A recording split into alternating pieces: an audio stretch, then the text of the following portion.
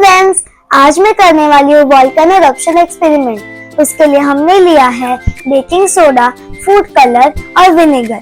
Firstly हम add करेंगे baking soda,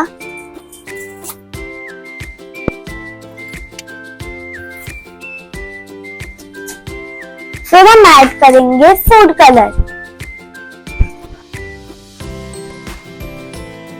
और ये सारी चीजें घर में इजीली अवेलेबल होती है। अब हम फाइनली ऐड करेंगे विनेगर।